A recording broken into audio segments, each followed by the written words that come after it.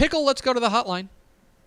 And as we do every Tuesday, TUESWAYS, we bring in the voice of the Texas Longhorns. You can hear him on the horn in Austin, and you can see him co-hosting High School Scoreboard Live on Friday night on Bally Sports Southwest. He is the Texas High School Football Hall of Famer. He is Craig Way. Craig, how does the day find you?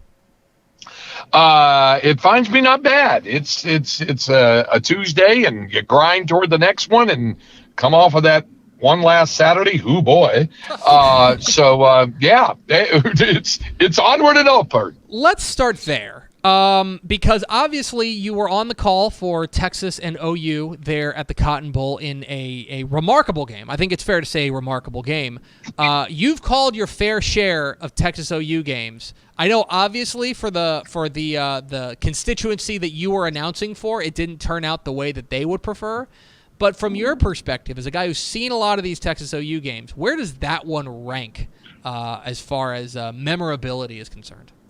Well, in terms of its slam bang effect, in terms of the way the game unfolded, I put it right there with the 48-45 game 3 years ago. It was very similar in that Texas had a big lead in that. Oklahoma came back to tie before the Longhorns won it on the walk-off field goal. There's been a few like that have come down to the wire at the end of the 45-35 game in 2008 when Oklahoma was number 1 and Texas was number 5. But in terms of just the jaw-dropping way in which the game turned, I mean, how could it not be at or near the top of the list? It was amazing the way that the game, extraordinary is another word, way that the game ultimately turned. And it turned on 3 or 4 really big moments and big plays in the game that made the difference in the ballgame. All right, I'm just going to put you on the spot here because I got asked this question on an interview earlier today, and I think it's a good one. Right now, in 4A Division I, if we give you the keys to the Dave Campbell's Texas Football Associated Press rankings, in Class 4A Division I, who's your number 1 team? Because I think you got an argument for at least 2, possibly 3, 4, 5 different teams to be there. We've had a lot of chaos the last couple weeks. Who gets your nod in 4A Division I right now? Probably Stephenville. It'd be really close between them and LBJ, and LBJ's resume is good, but they've also, LBJ last couple of weeks, I don't know if they've gone as far as to use your phraseology, play with their food, but they've been involved in some tough ones. The one with Canyon Lake, the one with Cornerstone, and we know that Cornerstone is a solid private school. They beat Cal Allen, so we know that. Stephenville, put it this way, Stephenville seems to be gathering momentum now, and they're both unbeaten. So it would be those two. I think you could go 1 or 2 and feel pretty comfortable with. Talking with Craig Way, the Texas High School Football Hall of Famer here on Texas Football Today. Get involved in the conversation in #TF Today. All right, Craig. I know that. Hey, and by the way, Tep. By the way, I had somebody ask me on my show today.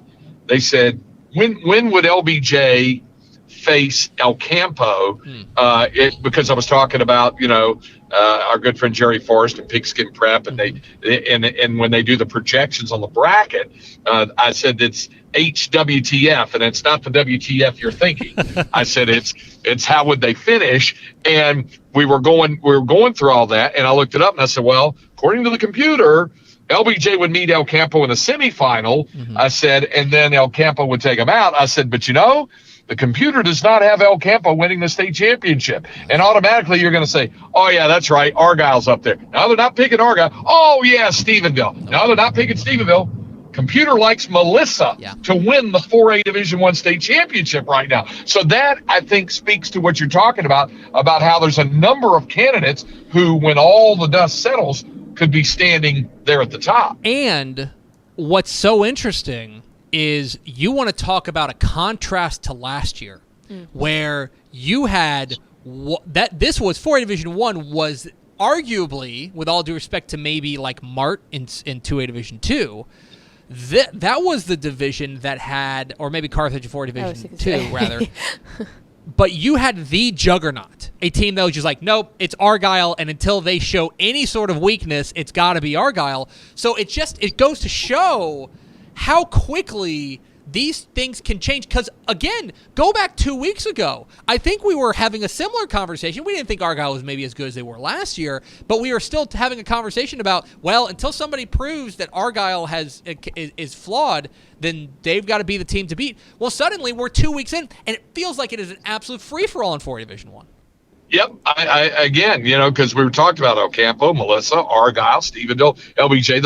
Those schools are in some order in your top 10 poll, and that doesn't even get into teams like Cal Allen or a Kaufman that might be dangerous. Who knows? A Midlothian Heritage or a Kilgore, that sort of thing. And somebody else had asked me after that, said, well, what about, did you skip 4A Division II? And I was like, no, but maybe subconsciously I did, because it's Carthage and then others. And even then, you've got really good teams. You've got West Orange Star. You've got Belleville, who I've been really high on this season. Van, who we've talked a bit about.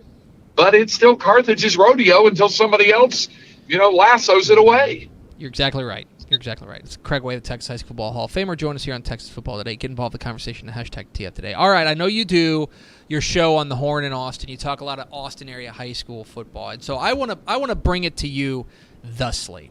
I want to give you 3 teams in, let's say, the greater Austin area. 3 teams that I think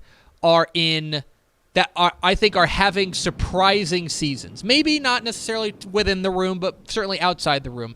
Which represents the biggest surprise to you? Would it be Dripping Springs, sitting at 6-0? Would it be Buda Johnson, sitting at 6-0? Or would it be those little old ding-dong Granger Lions at 5-0? Which of those gets the Craig Way, I don't know if I necessarily saw it coming, stamp of approval?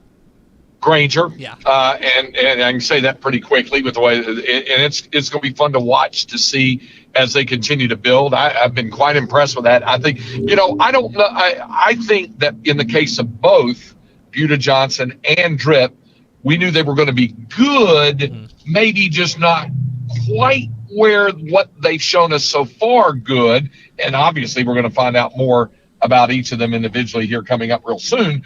But Granger would be the biggest surprise to me with the start they've gotten off to and some of the margins of victory they've had. I'd say the Lions probably would be my biggest surprise. Yeah, I tend to agree with you, and especially considering they've been good the past couple of years, but maybe a little bit under the radar there. Overall, what last year under Coach Stephen Broche said they were pretty darn good co-district champions, but at the same time, this feels different what they're doing down there. All right, Craig, it's time for our favorite time of the week.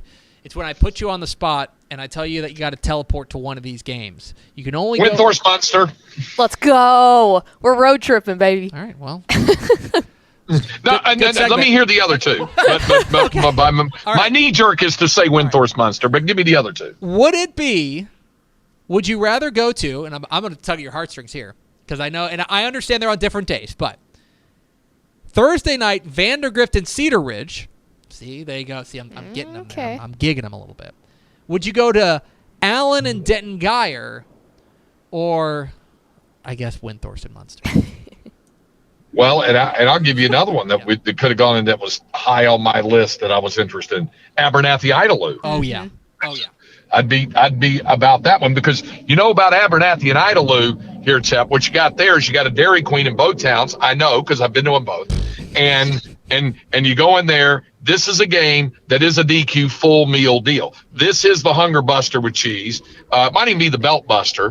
And then you get that with the fries. And then you want the big blizzard, like the chocolate mud pie cake blizzard thing. That's how big a meal that game is. So that's important. Allen and Geyer, yeah, that's pretty exciting. I think Cedar Ridge is still in I know they've taken one step of proving it to me with what they did against Round Rock. That's a huge rivalry game, but I'm still of the mindset, prove it to me against a really good proven squad like Vandegrift, and then we'll kind of take. By the way, one other side note about that, and we were talking about this on the show last Friday, Tep. Del Valley's win over Aikens, even though it was their first win of the year, it puts them in a position where if they win the ones they're supposed to win, which does not include against Lake Travis this week, but if they win the ones they're supposed to win and they get in the playoffs, that pushes Bowie into the D2 bracket and a bi-district matchup with Vandegrift. Yeah. Because Vandegrift's going to be the top seed in D2 because both Round Rock and Cedar Ridge will go Division 1. But to your original question about it all, yeah, I'm really, really curious to see how Windthorst and Munster plays out. Yeah, the you mentioned the Vandegrift and Cedar Ridge game. The Cedar Ridge last week against Vista Ridge, that spooks me a little bit. I think 2 weeks ago I was a lot more geeked up about, like, oh man, I think Cedar Ridge can really test Vandegrift. Maybe I'm overrating the most recent result, which I want to do, but I think that scares me a little bit with them taking on a Vista Ridge team that I think is improving, but still to struggle like that has me a little bit scared. Yeah, and by the way, in the Vandy Cedar Ridge, isn't that your coach watch along game this week? It is. You got that going on this week? Yeah, we're gonna have South Lake Carroll coach Riley Dodge in studio, as well as Frank Sandoval from West Mesquite in studio. So if I was in the studio with you guys and we were having some beverages, and I'll just leave it at beverages, sodas, yeah. and some meals, then I might be inclined to do it if I was up there at the. Left to my own devices and your teleporting system, it would probably be Windthorst Munster. Craig, allow me to just tell you that you are 100% invited to come and crash our watch along on Thursday. So, Anytime. You're 100% invited. I'll let you know if I can make it up there for one of them. I'd love to do it sometime. That's for sure. All right, Craig. Appreciate your time, my friend, and we will see you on Friday on Valley Sports Southwest. Hey, we'll look forward to it. Pickle, have a great run up to Cook County. Appreciate it, Craig. There he goes. Craig Way, the Texas High School Football Hall of Famer, joins us every Tuesday here on Texas Football Today. Yeah, we'll see if he can do a watch-along. Although he's been, you know what, and I guess I shouldn't tease this unless we can pay it off, but I guess I just will. He's been after me. He wants to call a Texan live game. Yeah. Yes. Yeah, he wants to call a Texan live Yes. game. Would you guys like to see Craig Way on Texan Live? Yeah. Because we would. He's been after me a little bit. He's been. I know he's been in your texts and stuff. He wants to do it. So I was going to say, I've got the schedule on my computer, so try to make this happen. Get the Hall of Famer on our airwaves. Anyway, we appreciate Craig Way as always hopping on with us. We are Texas Football Today. We're here every weekday at noon on TexasFootball.com, talking football in the Lone Star State. You can follow us on Twitter at DCTF. You can like us on Facebook, Facebook.com/Dave Campbells. Follow us on Instagram, Instagram.com/Dave Campbells. And, of course, see us at TexasFootball.com. Hey, thanks for watching this clip here on YouTube. If you like this kind of stuff and you want more of it, make sure you subscribe to our YouTube channel. And remember, you can watch us live every weekday at noon at TexasFootball.com, Facebook, Twitch, or here on YouTube. And if you want more of the best coverage of football in the state of Texas, check out TexasFootball.com and become a Dave Campbell's Texas Football Insider at TexasFootball.com/subscribe.